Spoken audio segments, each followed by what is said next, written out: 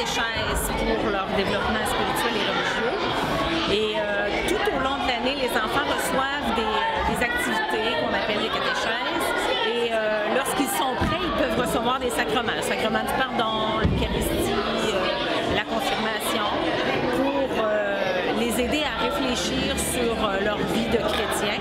Et comme ça, chaque année, on fait un rassemblement de tous les enfants, de tous les groupes de catéchèse pour faire une petite fête pour réfléchir au vrai sens de Noël. Dans notre catéchèse, on va préparer quoi? Oui. On va se préparer dans notre cœur, c'est en plein ça.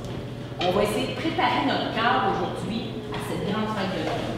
Et pour commencer, on va vous faire écouter un petit film. Est-ce que ça vous parle? Oui!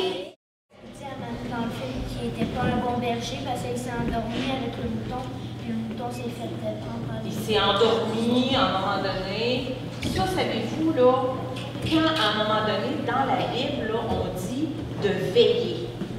Jésus nous dit de veiller. Veiller, ça veut dire rester toujours, pas, je ne veux pas dire de ne pas vous coucher à soir, ça veut dire, hein, c'est ça que ça veut dire, mais ça veut dire de toujours être alerte, toujours faire attention aux autres autour de nous, toujours être gentil avec les autres autour de nous. C'est ça que ça veut dire dans le fond, de ne pas s'endormir. Supposons que moi j'ai fait quelque chose de pas bien avec ma nièce.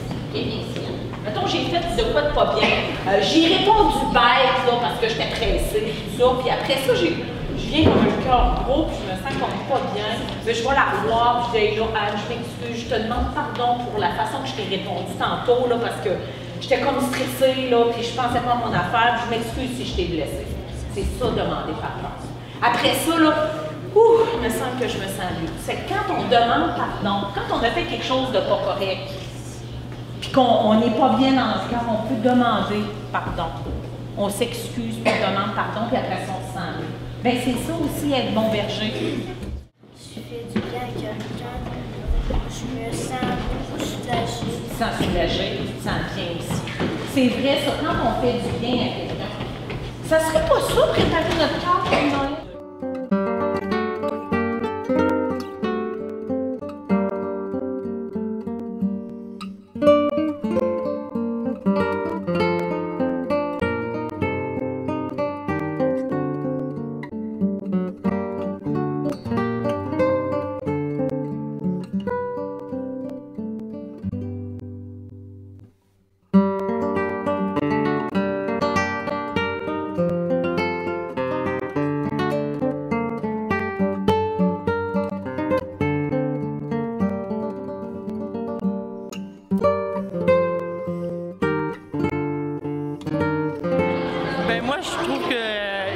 Comme des activités comme ça, c'est beaucoup des valeurs d'amour, de partage et de respect qu'on apprend. Puis c'est le fun, on voit les enfants tous ensemble, puis tout le monde est content. Ça fait des belles journées. Mais le partage, l'amour, surtout l'amour, parce que c'est ça qui fait que, dans le fond, tout le monde se réunit et tout le monde s'apprécie. Donc, c'est ça, au bout du compte, tout le groupe, c'est qu'ils partagent les mêmes choses.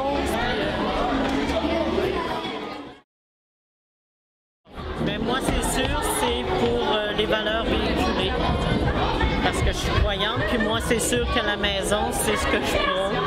Sauf que pourquoi que moi, je m'implique, c'est parce qu'il manque de parents. De plus en plus, les parents vont porter les enfants, puis on reste pris avec le problème, des choses comme ça. Alors, c'est pour ça que je m'implique. Pour voir si ça chemine bien, pour voir si ma fille se motive bien là-dedans, etc. Puis j'aime les enfants aussi. Et moi, je trouve que c'est une belle activité où les jeunes sont réunis. Puis, on voit aussi l'implication des parents, que c'est important pour eux de transmettre les valeurs que Noël apporte, de savoir que c'est pas juste les cadeaux qui sont là, puis que c'est vraiment les valeurs profondes qu'on a, comme le partage, puis plein de choses.